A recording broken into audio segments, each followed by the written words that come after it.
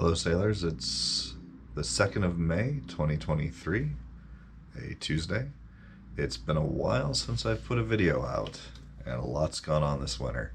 I'm sitting inside the Paradox so far.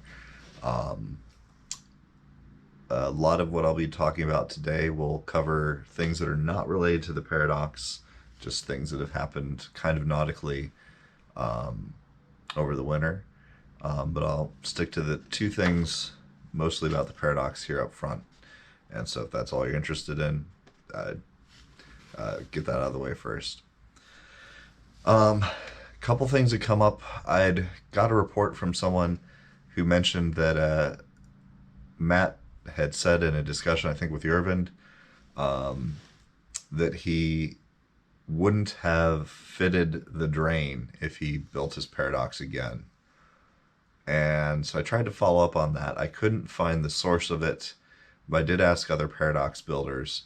The rationale, I believe, was that if he'd gone completely turtle upside down, he was concerned that the drain would, let the air flow out of the boat, and so they would fill up with water a lot faster than if the drain were plugged. And so after some thought on that and asking others, I think I'm still going to fit the drain as per plans. From what I've seen, the Paradox is incredibly stable. I've watched people basically almost climb the mast and be unable to tip it over, especially when properly ballasted. And as far as a mitigating factor there, if I do for some reason get into situations where I suddenly am worried about that, maybe the correct action then is to find a way to just bung up the drain hole. But for the majority of my usage, I don't think that's going to be a major issue. So I'm going to fit the drain as per plan and go that route for now. I already drilled the hole. That's the hard part. I think since the last video, the only thing that I was able to get done before the winter came was fit the shear log.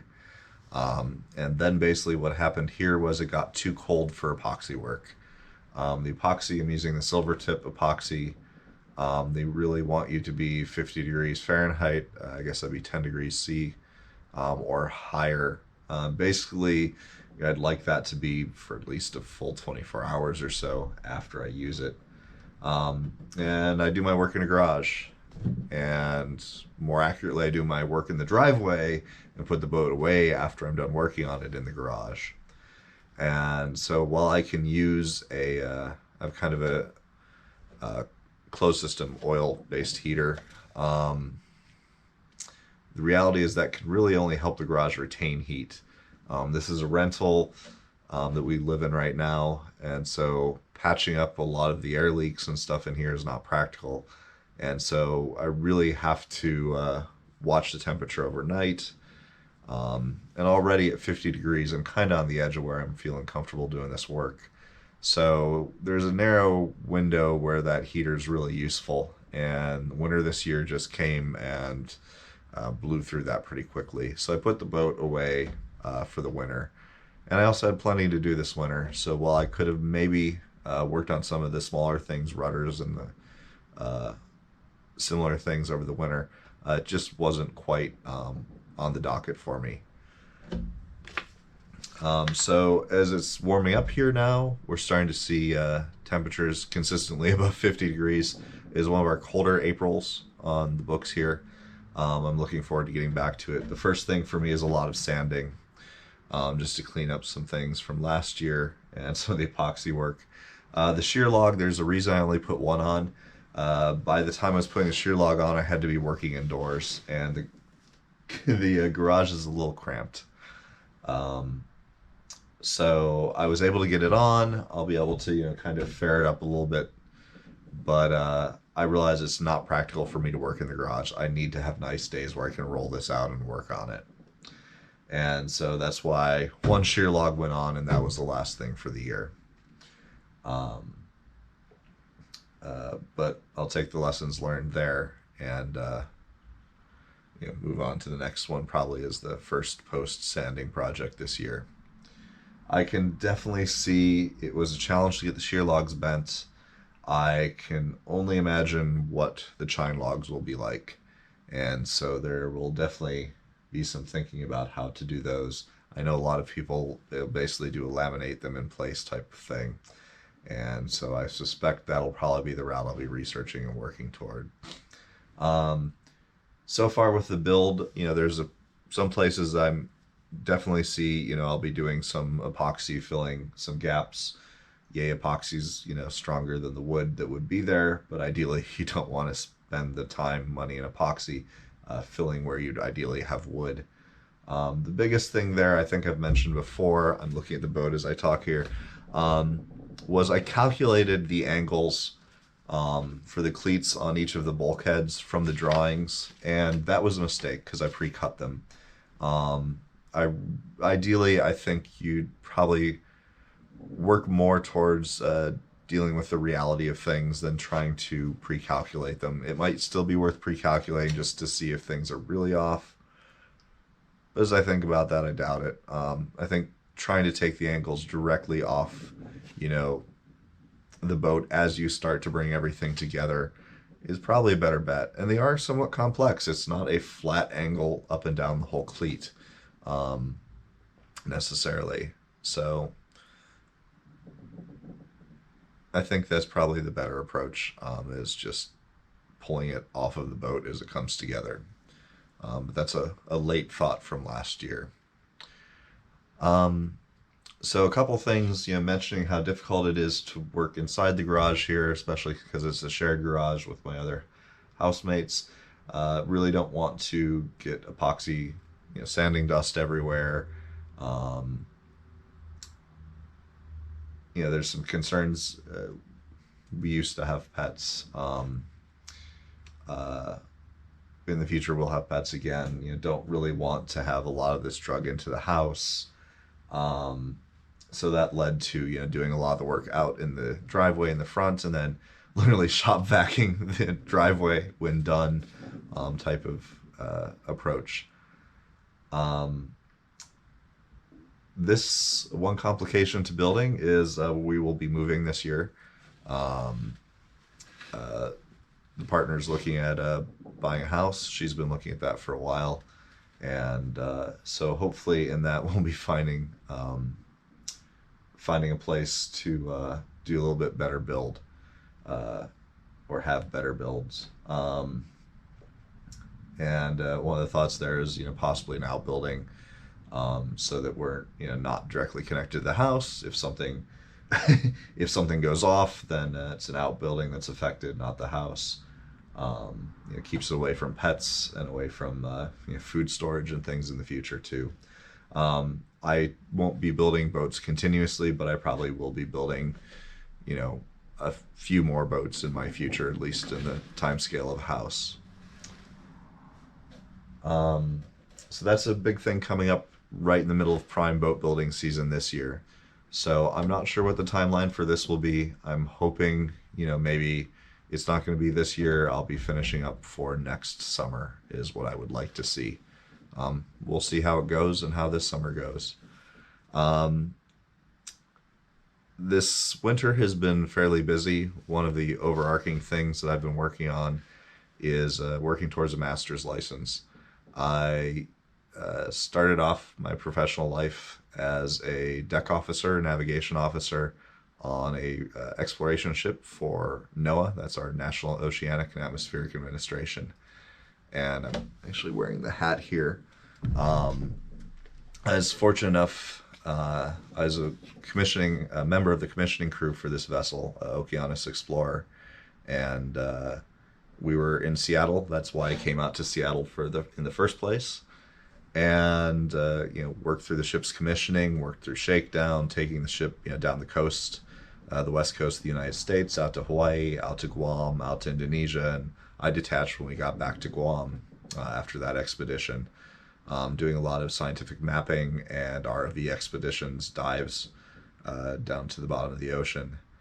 And I was actually fortunate enough, after 14 years or so, Okeanos came back to this coast over the last weekend, so I actually got to see my old ship, which was a fantastic thing. They were a little overwhelmed by the public interest. They had a public event for outreach, and I think there were literally hundreds of people in a line that lasted hours. The interest was so deep. Without getting into it too deeply, Okeanos, as well as non-NOAA ship Robert Ballard's Nautilus, were two vessels that kind of pioneered telepresence technology. Telepresence is basically having a high bandwidth video connection back to the rest of the world, no matter where you are on the Earth's oceans. And so, what these vessels can do is suddenly bring in the whole scientific community, basically, and bring them along with you on the expeditions. And with the remote operated vehicles, the submarines they have, if you see something unexpected, especially in one case, they found a shipwreck during a test dive. And within minutes, they could basically call back to land and have archaeological experts on the line watching very high definition video, seeing all the sensors, getting there's lasers on the thing, so you can get a sense of scale. And suddenly there's all this expertise in the room. And so that's really catapulted a lot of the exploration forward. And also, to clarify, exploration versus research, the thought behind exploration is you're going places that really haven't been visited before.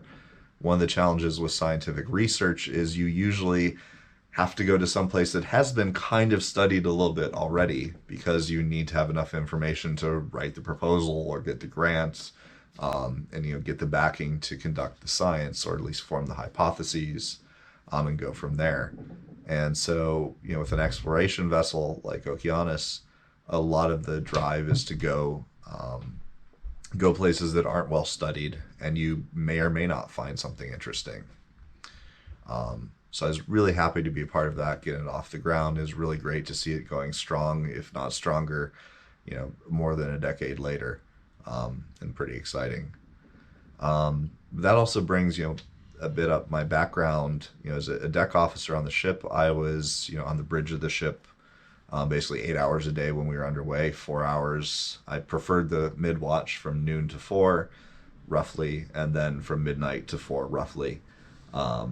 It shifted a little bit in reality. But so I have a significant amount of sea time as a bridge officer. The boat moves a bit when I lean back. A significant amount of time as a bridge officer underway on a vessel of about 1,600 tons. Because as a military officer, I didn't have a Coast Guard license to do that. There's some details there with the program I was in where we could have theoretically gotten a license, but the amount of sea time and some things that Congress didn't allow that to work out for me. And so during the sabbatical I'm currently taking, one of the things I'm working on is working towards a master's 100-ton inland license.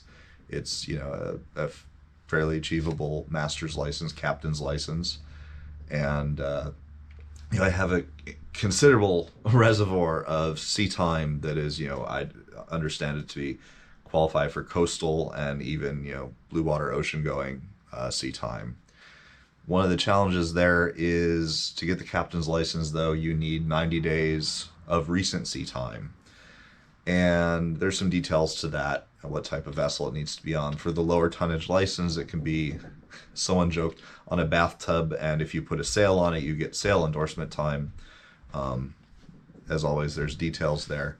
But the big kicker is, it needs to be, I believe, more than 4 hours a day working in the deck department of a vessel. Theoretically, it could be your own,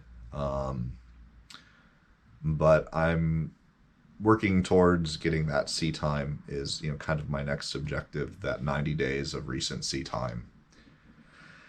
Part of it too is being a deck officer on the bridge. I didn't get a lot of time actually on the deck handling lines because I was on the bridge driving the ship or conning the ship, doing a lot of the work that you see on a bridge of a large vessel. But that is far removed from, working with the anchors, the lines, the normal deck work and upkeep of a vessel. And so while I could potentially, go sit out in, my other bigger sailboat, the McGregor, and get that time, I think to be a responsible, license holder, I really do want to find a place where I can get a lot more time, just even on a small vessel, handling lines, in an operational environment, that type of work. That ties into this winter because when I started working towards this, after the Wooden Boat Festival, which was in September, and started looking for work, kind of finishing up the no work at all part of my sabbatical, where I was just playing around in boats.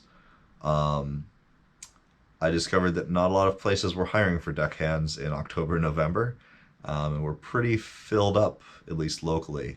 Some of the challenges there are, I'm looking for something that can be more of a daily job than a long deployment, or going up to Alaska. So that does limit what's available to me a little bit. But that's where I'm at in life. And also just for working on this project, and especially after COVID, just keeping in touch with friends and things. That's the type of thing I'm looking for. So, faced with the fact that the feedback I got from people in industry was, wait until the spring, I looked for other jobs that were interesting to me. And because now, during a sabbatical, before going back to technical fields and technical management, possibly mixed with boats and ocean-going things, now's the time to explore things that I wouldn't get to do otherwise. And so I thought back to a sailmaker's bag that I made as a kit out of Emiliano's Sailmaker's Apprentice book. I got a kit from his shop up in Port Townsend, and made this little sailmaker's bag where you put all your tools. And I'm going to be building a sail for this. I was kind of curious what goes into that. And when it comes to learning about sail making, I could take a class up in Port Townsend with Emiliano for, I think they're about $300 for a Saturday, which is a little expensive when you're not currently working, and living off of your your sabbatical nest egg. Or I could go to work, as a sailmaker's apprentice, effectively. So I cold called all the sail lofts in Seattle, and one of them, one of the major ones, was looking for someone over the winter. And so I basically have spent the winter acting as a kind of a sailmaker's apprentice. It's been really interesting.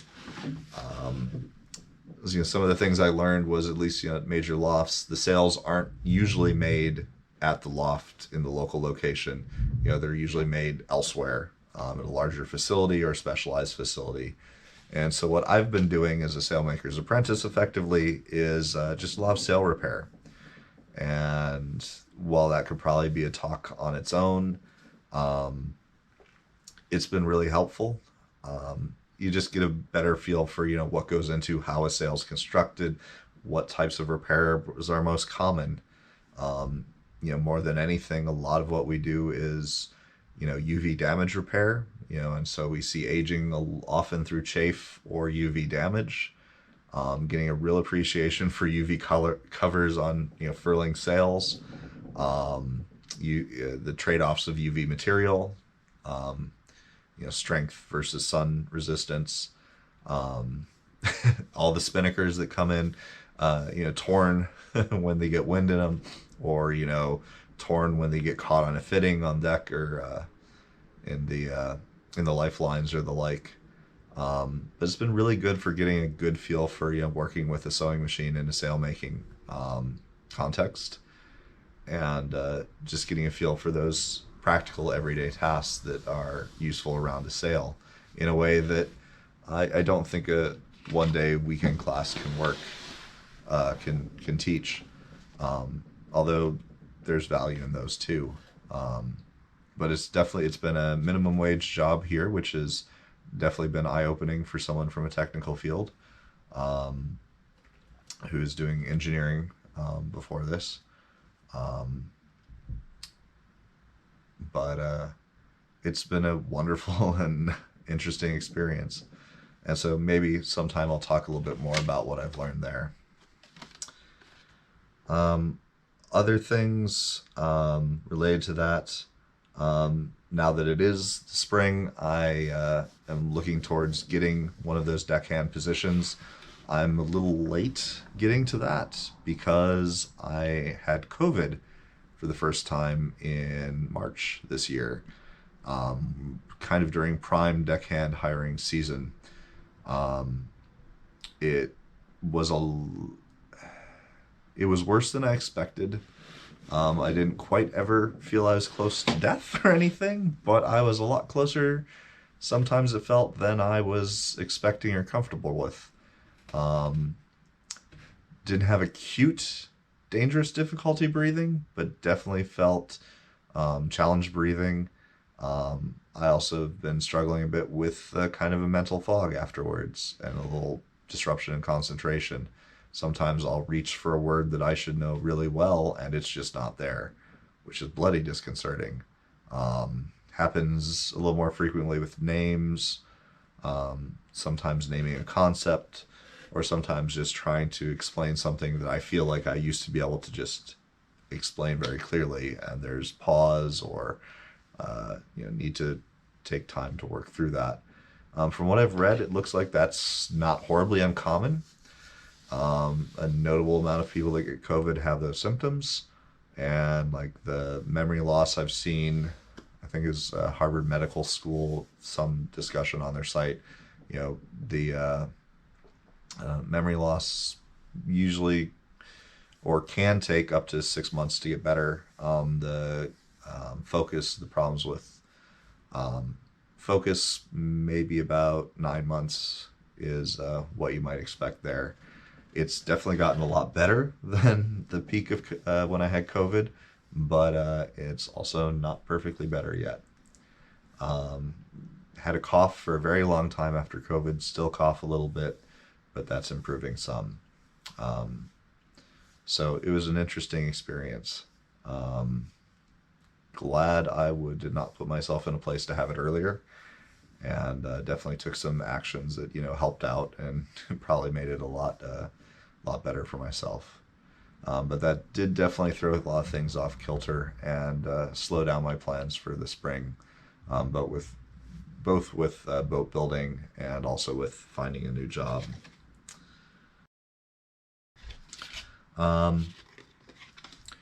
The final thing that I've got to do was one of my friends, Pierce, has Layden Robotics. They've been developing a semi-autonomous and remote-controlled catamaran vehicle. Normally it sails with wing sails, rigid wing sails on it, but it can also operate just with dual electric motors on it. And so this past weekend, I took this very camera in 360 mode and combined it with them, and we kind of tested out doing 360 mapping, I guess you call it maybe estuarine mapping of kind of the coastline north of Everett up the river there, for about 2 hours up the river, just using the camera to capture the coastline there. It's an interesting way to use that vessel and this camera here. There's some companies like, I believe Earthviews is one of them, who kind of does like a Google Street View type of thing, but for marine coastlines, which is a really exciting resource. So just with a little 360 camera here, we might be able to contribute to something like that. So it's really fun to kind of get in the chase boat with my friends and see how the remote semi-autonomous boat, goes up the river, capturing all that data. And so we'll see what we can do with that. That's a fun project, and it's also one that I should be able to take this camera even on a kayak. And I'm looking at maybe trying to map just the coastlines around some of the small lakes around here, places that aren't high priorities for Earthviews or similar services themselves to capture, but a kayak and a 6-foot pole and a 360 camera makes for an interesting weekend explore, and also potentially is you get something out of it in the end. I think that's all I have for now.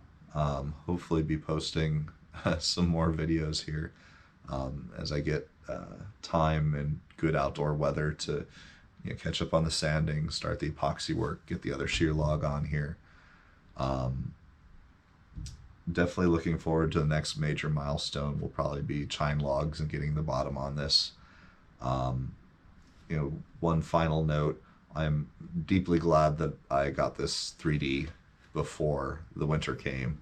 I think it would have been very difficult to continue on this project if I'd gone into a second winter without it being 3D. But basically every day that I came out of this, came through the garage here, I saw, something that looks like a boat sitting here, and especially with the the panels here that I'm sitting on, the future floor of the main cabin here. It was an inspiring thing to see instead of a sad thing to see. And so, just to note, if you're getting towards a time that you have to put the boat away, it's probably worth the push if you can to get it 3D, because I think that makes a big difference, just to be able to see it. And it's also easier to move around in a way on the dolly I've got here. So that's all I've got for now. Take care.